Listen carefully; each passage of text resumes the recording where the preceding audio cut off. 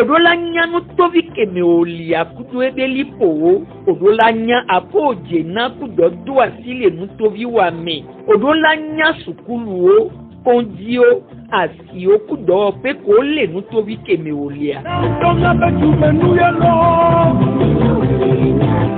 odolanya mero ku conseil obe do da sikewe pon kume no le wa be no tovia o me odolanya kadodo kele no tovio me be proto o ku jirudu abe do me odolanya olano se wona ya le radio Canal FM jijoda o gbeso nde kenye ga wo me odolanya Canal FM they am fujigbo Roto vive haveno ahitowo ape be migbawo ododo be yuwa agbase egbebe odolanya be wona ya mi so edoto me do mi abe nu to yo me be popolo nti alebe nyamonu jenu gede wo nti sibiale kiye ni to asinya ojire nyabe ngodo nyame vonini egbia nyaba me pepia elito hede mira somonu popwa ne fufu wezon lo ahomea deviode ofo kekeke isobido ani de kukumya nyanyi kowe to adede ni do ape tutugba mijibe mi adogbene mi abe toroto veve Canal FM be toroto mi le do ape banyare gbono de ko sona veve do na mi abe radio yo te sena mi abe nu nyanya wa ke mi le do ape no bi gba le do ape la directeur Canal FM be directeur eye mi gbajibe mi agba do ape banyagbole na dade de nto ke so veve le mi abe émission ame de jibe ya nabe ejumevio wa sende gome le communes be va que auto doji kaka peve kunde ya de kenu le yidodo le yidoa ke mi do apedo eyo keketa enyo akpe iti ola yo apoyin kona toroto ye to nko yen agbeyin enu ekulu Justin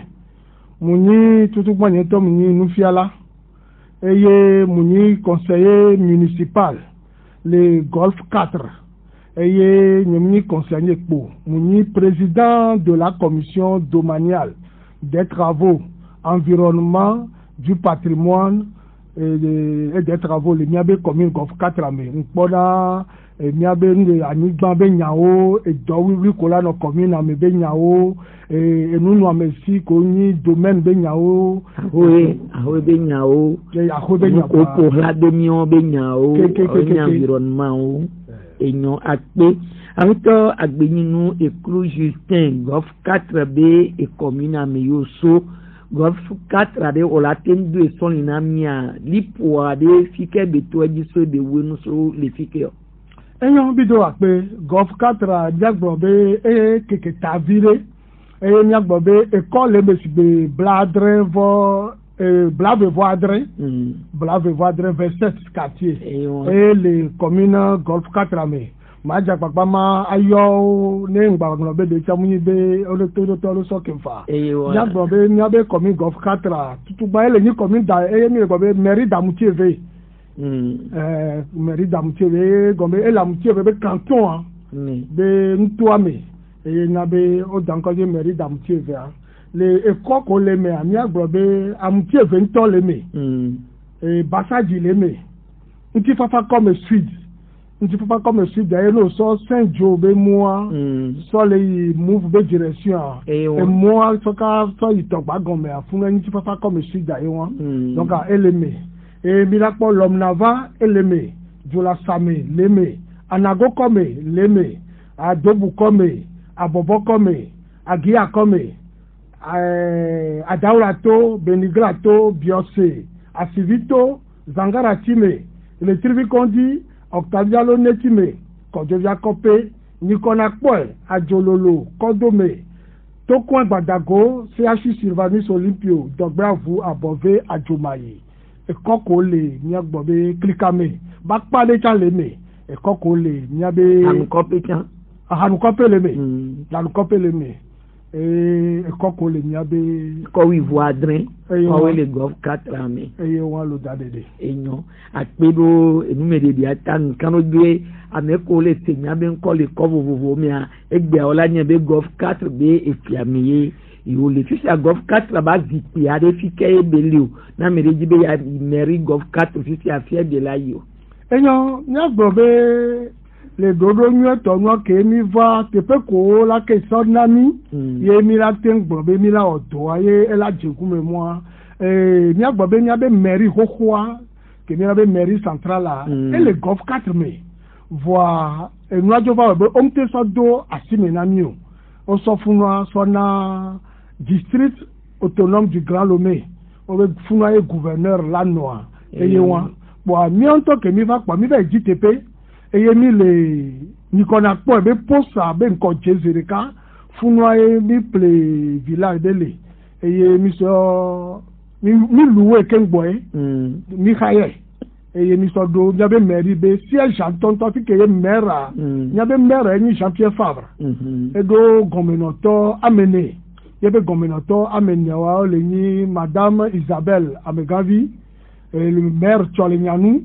maire Mikem Anumu eye maire Azaleji Yves ameko nyebe perem do to yiwa bo ami ko se funu nyabe siège wa bo mi gbado état civil vovovo be agent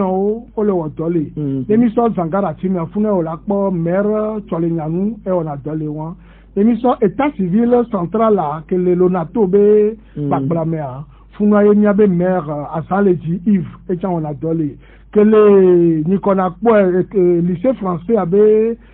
qu'on a me le funwa e Mikem Anumu elewa wa mi abe do pewa e de le klikame funwa no Isabelle yale mi abe mère Isabelle ele mi abe siège e ku do mère o le siège e o pona do gbogbo to ogbo le funwa mi agbe on a me do délégation de signature mi jibe do pea bagogo ejumejio no gbagbo ya sugbo le ke gbo ba no wa be légalisation ku do ngo to po e de le préfecture de pame funwa o so mi abe conseiller de cas et le nier monsieur Dampic et le funwa o so monsieur Ajavon et le état civil que le Nicolas Clikamea et le funwa so lo do et déjà le que l'hôpital be nkodjia funwa mi rattaché so tero que l'état civil central maire Yves Azaleji yon e signé na funu be ko mo cha et ne nyabe do pe olea e yon akpe ni sori amiste be homa ko le ni digbe homa o ko ola no san ile meri obo alo keke va inu kafu la ni te pere ka ke ye meri ko le nyabe gofo mi pata ola no ifun ni mu fe gomi o dalede enwantoa obe mi le wo décentralisation va mi bato le recentralisation le noa me e de fun parce que bien nyabe jiji ke mi jibe nyaba ofifi enyi bereke o e dobe mi jibe bia na be ba gogo dumezio ne on gba no do kuri sugbo alo ayadugu sugbo ke ngbo wa tem ano wa be homa o bo homa baba nani nya ototo me district autonome du Grand Lomé o va so homa so babe o jaba lo nyabe registre o keke ko le nyabe état civil am be ngba no maire be popote be la no district be popote voir et nous que les dobi plakatia les nyabe test de l'état civil mais le maire est l'officier de l'état civil et est responsable des registres obe maire et ni ameke ni tatone nyabe commune mairie obe ka benwa e ye nyabe registre obe e san yibe ko wa poji ba no de no gbibo maire abe nkume voilà e po maire obe nkume va enwa ju ba se sigbebe alo le dira ada si maire obe do obe dadede funu aye ni o chan mairie o chan te pona e nu videle le wabe budget komi wona be no me akpawa chano na me amova ona sush amova ona duplicata amova ona copie intégrale amova ona voix dadede endo le don kuma minatro ba nya ajito pa fe nya ele onwa ne amo mention o be wo jugement rectificatif le justice voilà ça va porter mention les mairies les état civil sans mi one balo min ko na bien de cas le hame le jumedire ko pesi wa egbe ko lo no so ifun wa no wo mbara e machine official ega kotoku de ka le hole amosi voi nous que bajo nira ega kotoku de ka wa normalement elle va mairie be kasme oh quittance le dagla ben comme yo so le hoga on bien le cas le nous mais amu le va de mairie obe akpaji o si la maire ade elle avait signé Roma le funu ya lo leke o ni la soigner à l'école là ouais do que o so nyu ro da obe maire le na yo agent maire de ka ke la te no signé ni nebe do le wa gbo wa pour le moment lo wo no wa o sona o sovanana nyabe maire Yves Asanleji eye signé na Souchao la copie intégrale là o wona maso de jale no no ame non maman ne amela wo copie intégrale alors la so imodia elle a de Sofia be Maria be bagbara be wele eye Maria be en tête et do la no homaji comme ça ça va y chancellerie wa amo ma ba do ko kiso nya pe bobe sans que mariage ben ya do bobe préfet au mariage amado ko o ma so e modia o boya o to ba annuler wa be mariage o to ba le mariage le mari o ke ngba so e moji wa ko ma ko le le dag be funa fifia on aurait dit be ministère de l'administration territoriale district autonome du Grand Lomé coordination des mairies et bon mudo sens de pepe mudo sont les mairies de pepe sont les mairies de pepe et nous ko tawo pour mu ko sebe nous le majidi même yo la pon e yan wa gbo ya o to mo Ọlọ́run registre o keke lo yi mi abe état civil central de service ya registre ko le depuis 1960 be mi octobre keke wa on va lo keke so ko lo district autonome du Grand Lomé que le muka fufi ko le do so ya e no keke le fufi ke ma le jume dire la wo ko le yin ko na po gbogbo bola wo be do fifi ko to wa lo va fifi ya e lo ra do mo la yin muka fu voilà ke ngbo le be onwa va dade de social no la va switch le nyagbo le fi 500 ye mi peda qui tembra so da le di va le fufi fi aga kotokuve yo le we e go le vo ke ye na le gbo be nu ya mi la trobaba de ke ye ga ko le ho de ke mi ko na san ko ba lo no so jo ifunwa e ga ko ba le ho le tume jo si fi a mi ape gbo be o na ni gba kudo meri o de bu me no kudo nu ke nti bezi so haji be wa gba avec do ne bi do pe ba lo ze wan do a lo anto mi se gomo ho ma po so vanami leta po so va be a de meye bobe tout nous ka ogbon obe tout ce qui est de l'ancienne mairie que na isa ke boba élection locale yo ba do commune au provincia obe dagle là dans district autonome du Grand Lomé là non géré ou donc dans ce cadre là on la pobe et nous ko gbe nous amesi ko no mairie o 600 ko la so mané commune ni ye ko la so toi aussi okeke et na be mairie centrale que bobe fungaro la ni atwa o ko lo ko nous bodo les communes gof 4 amé qu'on les navires territoire dia pour même le bénéficier de pepo non sont ancienne voirie DSP que les préfectures Banfoua district autonome du Grand Lomé et les gérer non sont aider les Asipodi et garage municipal que nanisa district autonome du Grand Lomé donc la première est donne ou vos cogni ancienne mairie de que moi nimdomo et déjà ba la première que mi va et quand les frères jardin mes filles au tu elle est ni ancienne mairie elle est jardin et on les tue les coup de mairie tobe gao normalement funoya de pepe de elle a trovana commune du Govcat et nyanya o kemi va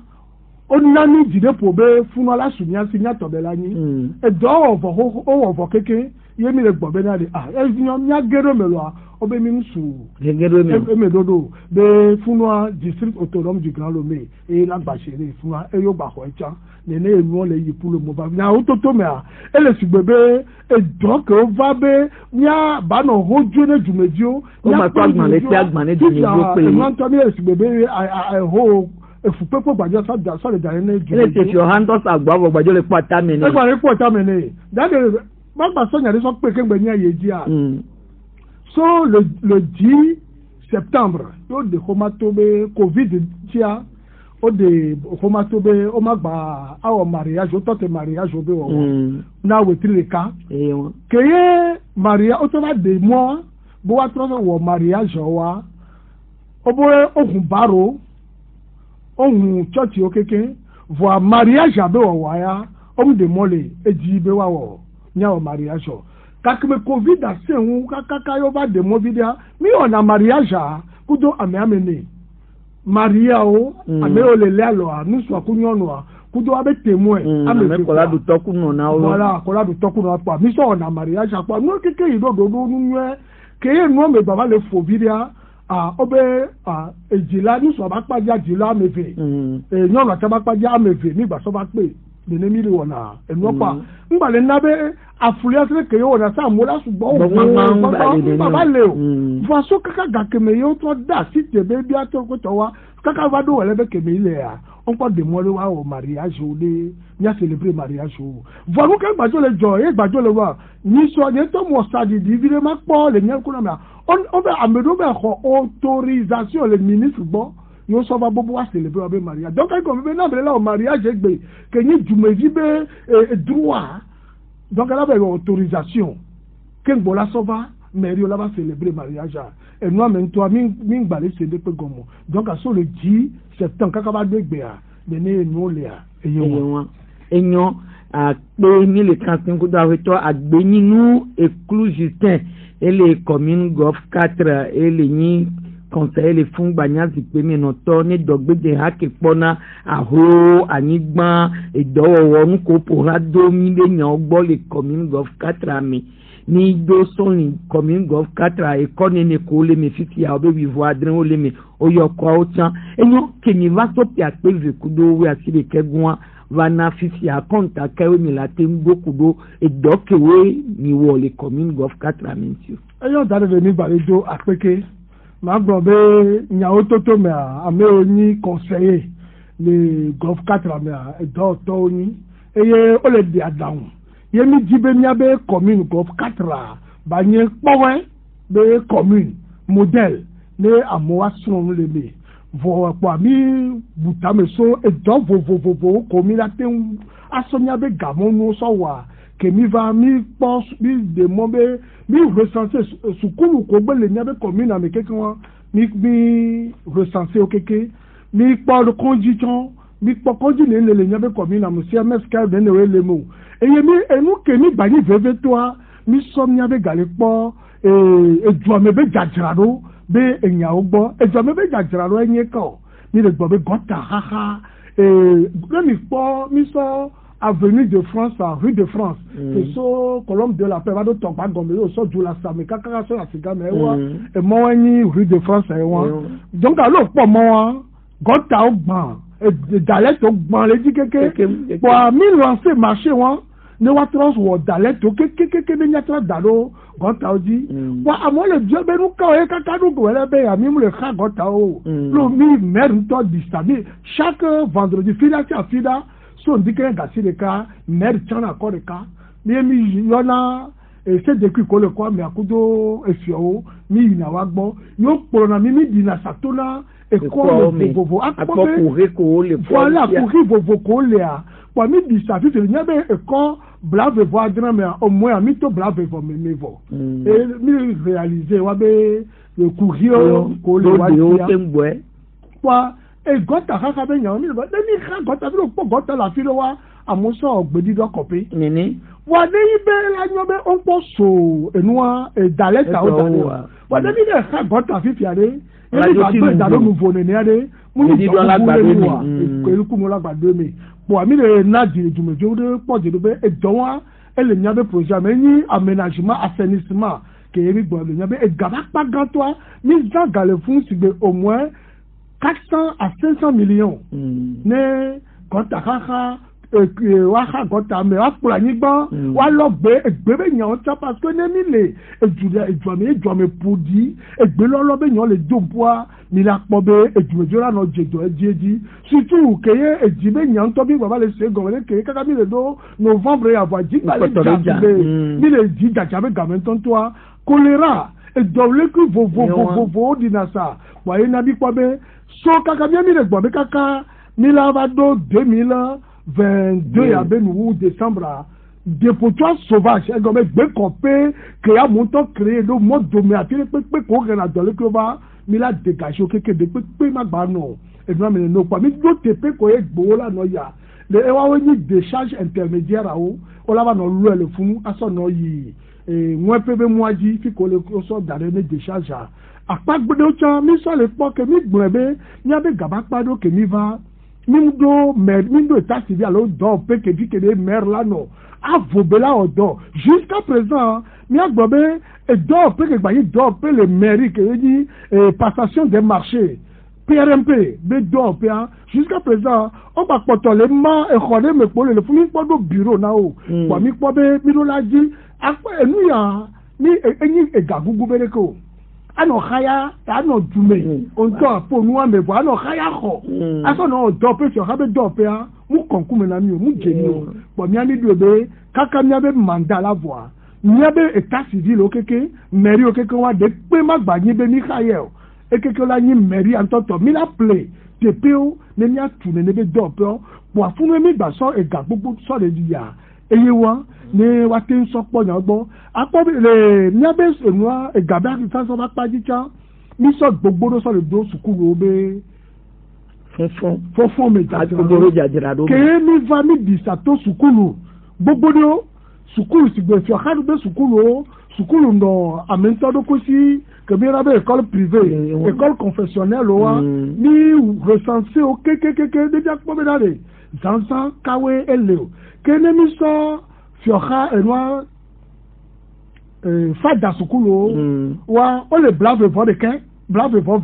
22 et o la po de mi so jardin de vieux gomeje sukulu e wa bozo ko no so wa o le we aden le nyabe commune ame no so fioha to wa o tan o le amaton le commune ame le ken gbe primero sukulu gomeje sukulu ko ni mairie on tobe noa o le blaton vodeke le eme le sukulu won ke ni disato won me mi pobe no so atipa be sukulu a le fia ora pobe bâtiment blibo de kade le sigbe classe amadian jingi gbaleji o yao e penade ya e ti ne jare trozo glipo jade bibe awo bi ma te va pupa e jumela no ne de vio o le mini do home ke o le gbabe momu lo ko to va e glipo le a ke mi o mi la troja gbagba ne mi afon ne be sukulu o pa mi wo marché wa tani me ti so jira sukulu wa chado ato be mi do yi école Boubacar le fia elle a aussi no gaze mu le sukulu ade de vio donc pour de vio la igaza ke o to na gba ina jere ka gaze le gba go mi be awo mate no ne ne o wa mi gbe fun wa chan mi la sukulu an to le gbe asile mi ne mi bi mi la tro rénover mi atro na be de sukulu aba tro zen sukulu wa sukulu gan beni wa mi to le tu gaze atro rénovation ne sukulu la no so ajomayi be sukulu wa sukulu pa gan beni tere le me wa sukulu la le ba ne emoze mi ja to ba le ola ko to sukulu pa me ame ya sa ba ya la o de ke pa mi du be fun o keke wa mi la to topa doni ne be sukulu la keke ko sa ba do be limite ne so amere pe chan baba site baba kan de be fi ya ni eto alon ko sukulu gbogbo do lo ya ni so be mi la so e dole wa be apaji keye ni gbale gbo santé o chombe apajia ni do be ne be jumevia de ko de la maison nya nya bebe po mi nya na be e jumejo le cvv o le cvv yenje ma to ma on popo ya ji ma do baba ne nya no nya de nya po mekeji enu ajoro ni so le we tribi konjia be ma wo le fa one la be homia po me a tututu be mi le bio mer to ba yi fun wa chan mi be jogo mi ba yi kwanji ye mi po be fun wa e de fun wa e gakeye fonds d'appui aux collectivités territoriales que yo sona gouvernement na mi pe ya me 38 millions au son ami va bien le budget pe ya me to 5 milliards il y avait budget que mi le GOV 4 5 milliards de budget mi donc que government stock pe do mi antia 38 millions wa 38 millions wa o me de que sans là il doit au 16 millions de eye à la dette la so pero commune anti de do commune la so wa ke an adepto vani so emi togo kuwa mi tenobe mi o ya de ga mi le projet gangan le mi anti mo ni 16 millions mi la ba so dogo ma e mi aba do alukoto ni vodo so ha be gadubu amu to gba mi je ni ase do jumejo ni jumejo wa po jeje no no le me ne fi ke jumejo po jeje no le ba le bi obo no tu amuro ko ya o ma gba cvv o Vade ga ko mu le po ne be do wa o la no se bebe ti pa mi gbo be ga won mi be o la so play table d'accouchement ou do abati ne mi aso équipé we trivi kon di be do yo pe alo ne ne ye mi ave ga be san sa ba ye do lo le apade vire pongbo won enyo apavie pogbo won wale golf 4 ami tebe ni yo ega kankan zando eduanti voa eva jeji na mi gbogbo re ni re de accident leke ni we do kaka mi wale po accident mu ke kudo mu ke we mi ja o kudo accident enyo dale de mi ba do ape opo be enu anto ni bere ko ne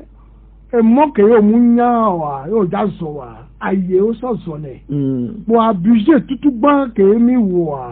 aye emi so wo de be budget a mi we do 2 milliards 600 millions emi so mi kan ne budget a parce que tutu gban ye mi le va won ni mo mo nya ni nya ke e gajojo be no yi na do wa ni mama kan gade ke mi aje mi ato sansan ke ala fin ola be gobu ka tra wa champion fabra e be la po ju mi te fa ko e ba e ko covid ku ya ko so ba ne ti ya e won du fe rota dare a e be awo ye no assemblée ye nyare ke ye budget be nya o yi na do a ye ntia budget ke mi la o budget aye je ke be budget e ga ke mi la so nwa nyanyare ke mi la o do a po mi wa ye ni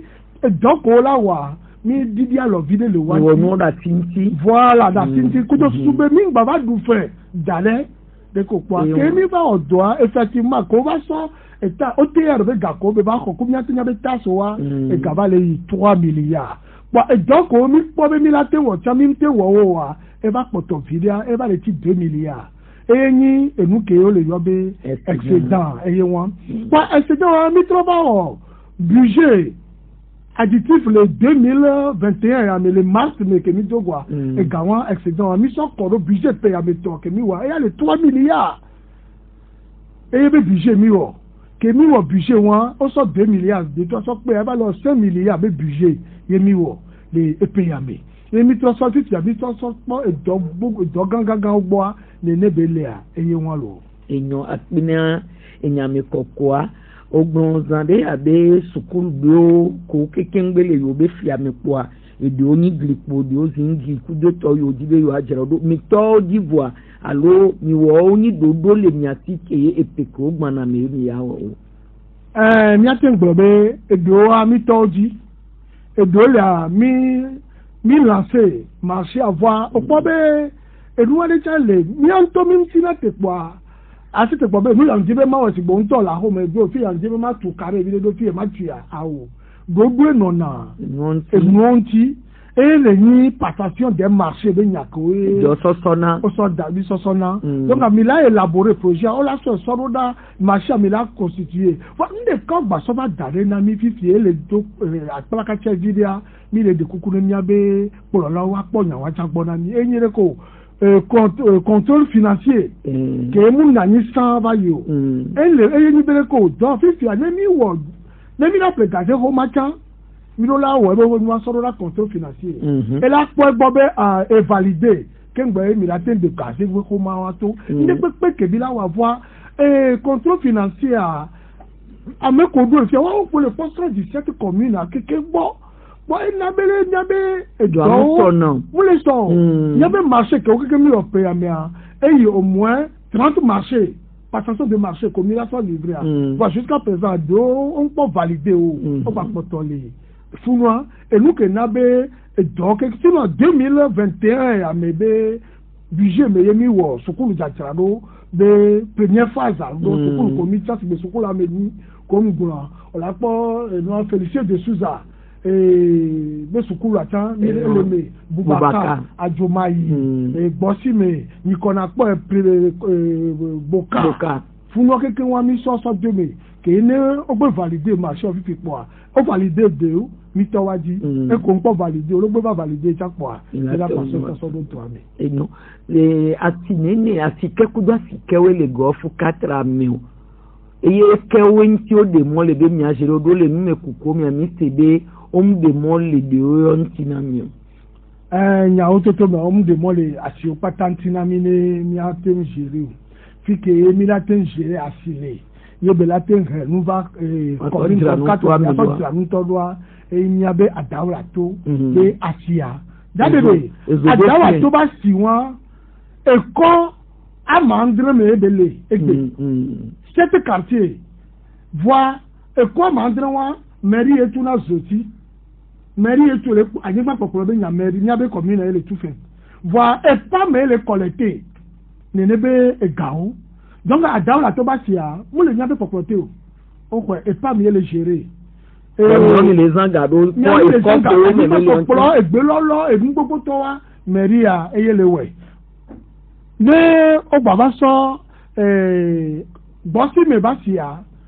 e cha mu le nya be kokorote o ati dangan wa e o be ojo wulan fo ojo de amitepe ojo le o de akota to le fun yo darera ni o ho bosi me acha donc o so hanu kope ha e o sonami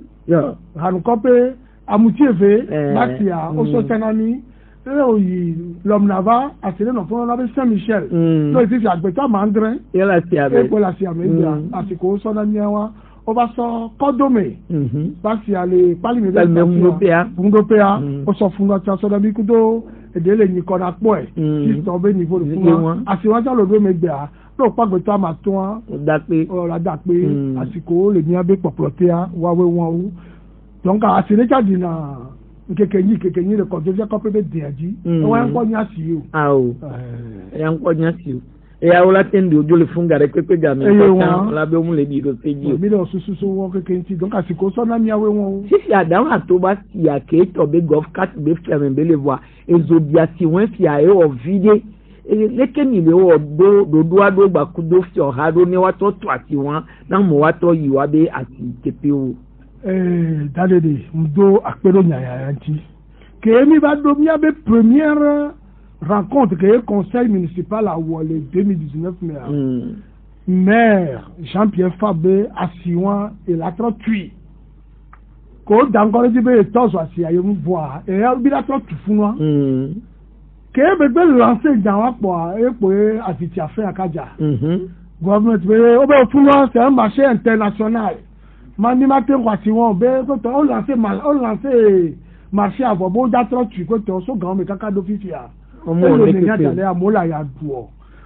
emi kwasi be le do demo le ne be don ti be o commune mi va dire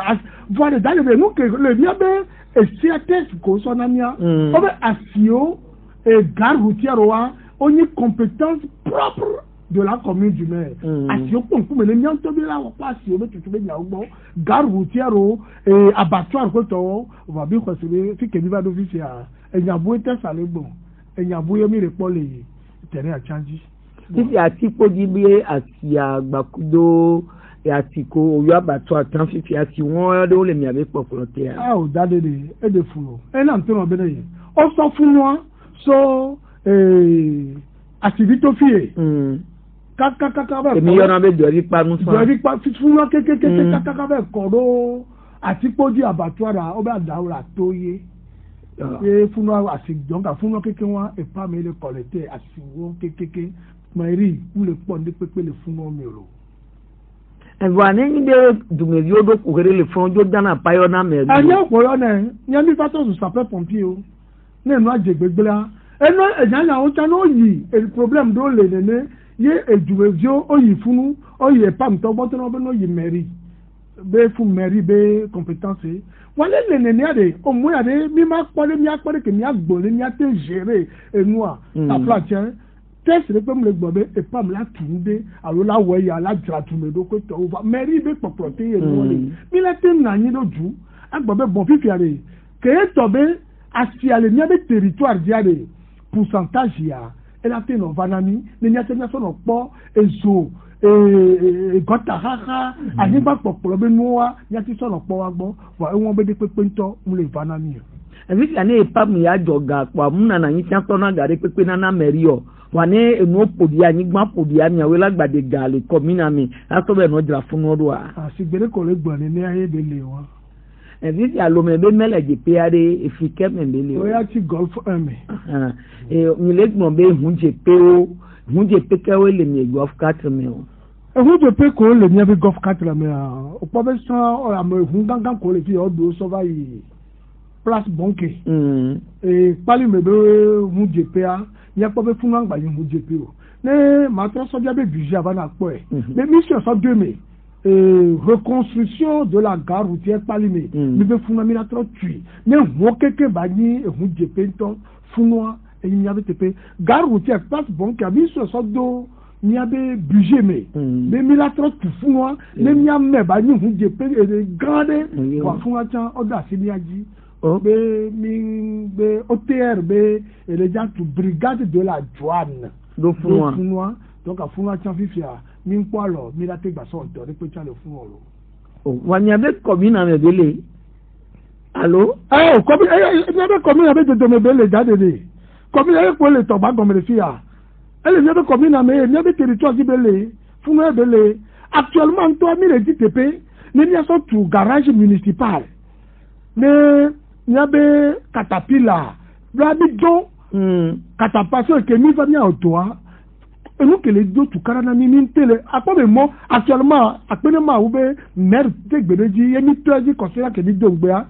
o le pa mo parce que dia kaka ba doa et mo gbele keke et au mo sur au moins 18 km on a trop parlé les mots pour mi so et quand vo au moins mi so au moins 18 à 20 quartiers et mi so et mo et ton et mo et ton les corps pepe me le wa ko ni mo ka mo zan na jeje e wa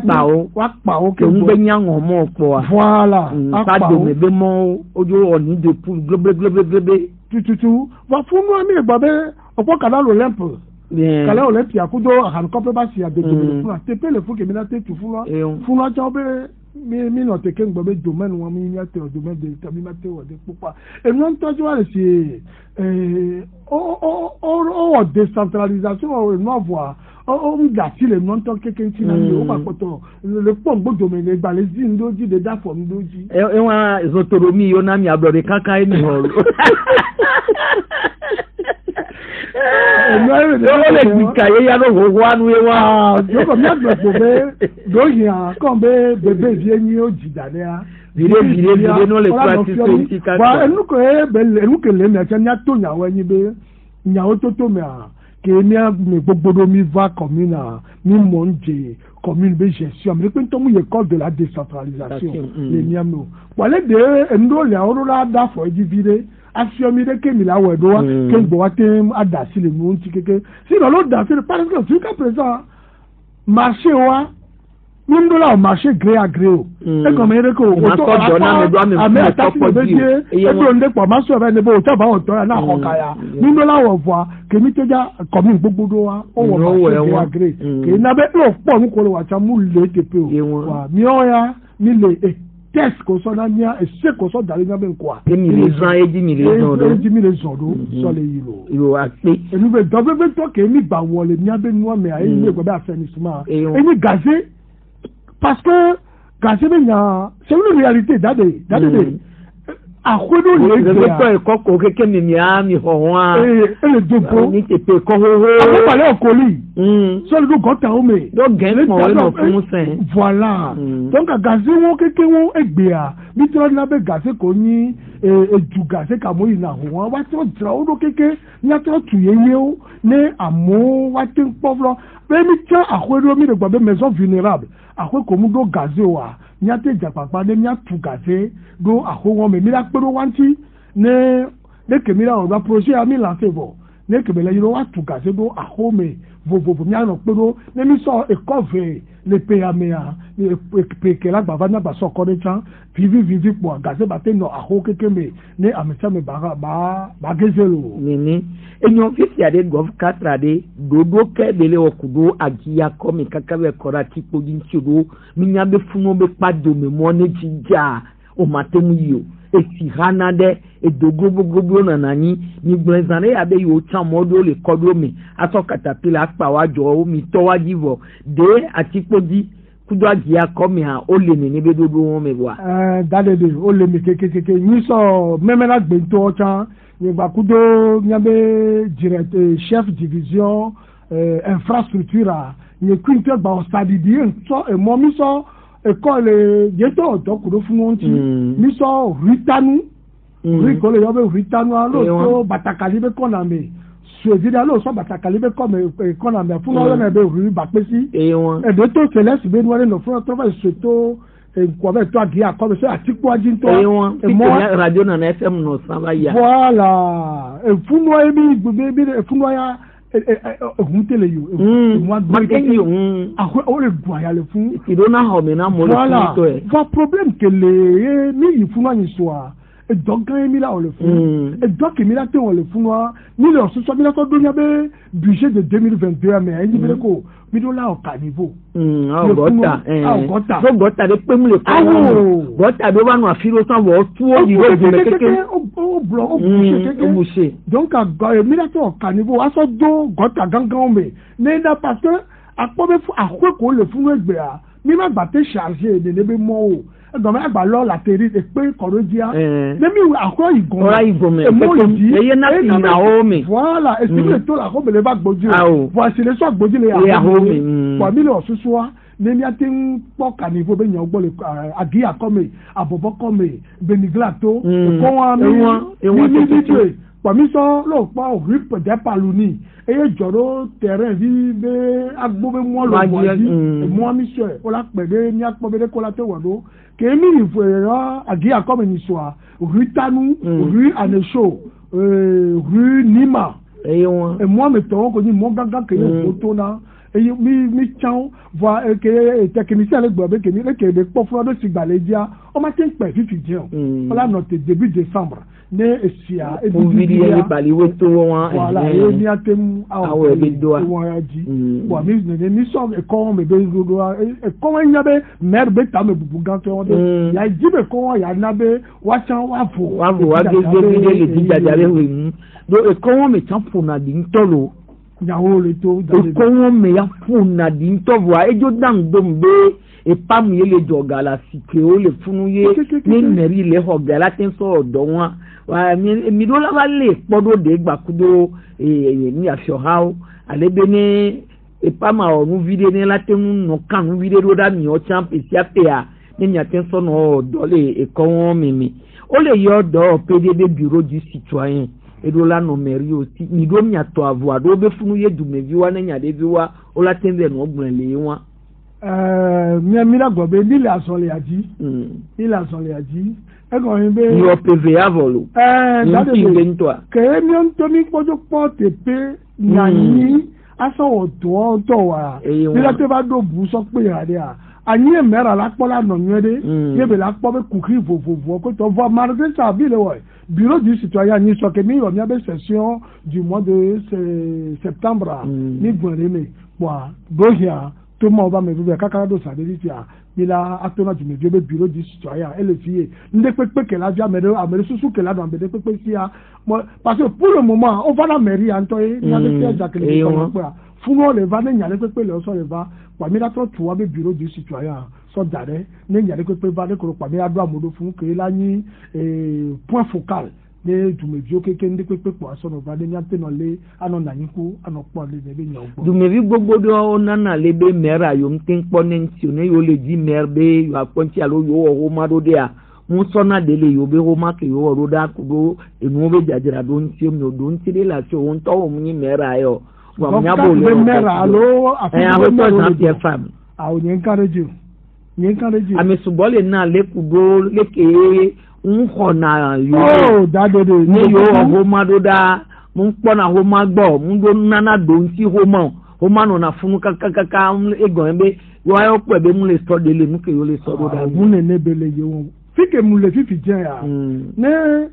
so dizere ya kakaka ba so le mi do re ni ku de to comité technique ameko wo demande be yo le ja o de installation ya o conteneur les moyens ko to ja yin to ko to wa da ti fi e bele no mi meri fi to ne jo le fi am le réunion wa yin to le fi be enu o keke wa de ye jibe parce que comité o le vovovo po na ne be dogbo ne no ba affecté dans la comité ya o dans la commission ya o dans la commission ya po mi ko se be e modo to le ba ya e go no mu gbonti o e go re ko mi ma ten de mo fi be avenue maman dani da o conteneur do mo wa ji de mo gaye ne amejuro va mo adire o to na eba na mi abi ogbebe ya we wa to ni be awo be mu mi do fi mi do bi bu be amo keke fi mi na won ho ma na o ho ma no be ma te mu ju lo mo mi be lo le ji te pe ya sarwa ni la pe nti o han ko pe ba si ale fi ya e mo le mi la te so mi so do afiro fun am ko la ne asi ale mi le dire mi awo ba ni marché concurrentiel ba ni asi toto ke ye na mo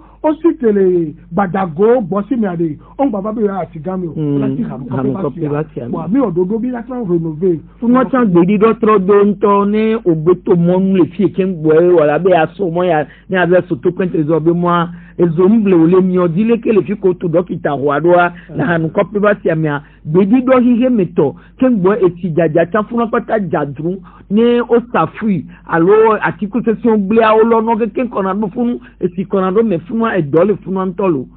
fún wọn ọ̀pọ̀ bẹ́ẹ̀ mílíọ̀nù sunsun ọdẹ mi àpò mi láti ń dèjò tè gbé kọ̀pẹ́ wọn ní àdèjò lè fún wọn ma èyí fún wọn décharge intermédiaire eye mi sọ fún wọn sọ̀wọ́ si bien que bẹ́ẹ̀ fún wọn lọ́nà gbẹ́bà pa ehun bá lọ́nà lè fún wọn sọ ìlà décharge finale la pa dès kò gbọ̀n fífi à mílíọ̀nù ọ̀dọ́ àkùrẹ́ ntí ní láti ń jà fún wọn tí a lò. kudu asi àmì ntọ́tsá sí alóògbé ní àmì àwọ̀ ní bàyí ní nyakpọ́dá bẹ́ẹ̀ ní kẹ́bí ayé máa ń sọ́nkú dẹ́ ntáyẹ̀ máa hàn tètè wíri àtọ̀ àti ìgbó dàdún lédè lè fún. sọ́nkú dẹ́ ọ̀là ń pọ̀tọ̀ wá tètè wà tó bá jí dàrẹ́ lọ tuntun bá. enyo tọ́lọ́tọ́ fẹ́fẹ́ àhónú àhótọ́wó mi dó àpè náà mi bẹ́ẹ̀ mi nà kudo mi lè égbèbé wọ̀ náà sọdọ tòmẹ kudo mẹrí o lẹkọọlẹ ọ abẹdọdọ àǹtí àwẹtọ agbẹnyinu ekuru justin enyi president ní dọgbẹdẹ haki kpọnà anyigba bẹ enyawo nukopo ladomi bẹ enyawo nuvovovo kò gbẹ kù gọta mẹ ẹdùnmẹ bẹ kọkọ ẹnyẹnyẹ bẹ nyọ kpọa eye bẹ kpọ nkumena eye bá di nọmena mi nkekeke o lè nkọa netɔwo nɔ fún mi sese lia ela trɔva ne nyagba yi enyawo be afibu ne be dumevi de edi be ya xɔ teƒe ne ya sɔ kɔntene da ya asɔnya le ko zɔnɛ ɖo homake kudo homake yiwo na nɔ le kebe yina ɖo nyawo kpatɛ la gbaba la ba kɔ wame na mi enyo ahotɔ agbenyi mi da kpe nɔ be o va de nuwo me na mi edzɔ dzi nam mi do gbe ne gɔf 4 be dɔ tɔ keke so mɛro dzi kaka kɔɖo ame ko kpata dzra na xɔ me lo koe tɔ kpata keke ŋdzi nkekea ne ba dze dzi nɔ nye ŋutɔ Terezia dede masɔ nyahu le de mi sɛ tome ga ye kpɔ mi le mɔɖaŋ dɔ wɔ be akpadzi mi la ba na mi mɔ ne trɔ va mi la te ƒoka egbea enyawo le veve de ale gbegbe be mi te de mɔ be miayɔ ne miabiɔ nya akpe na mi. Oɖo la nya.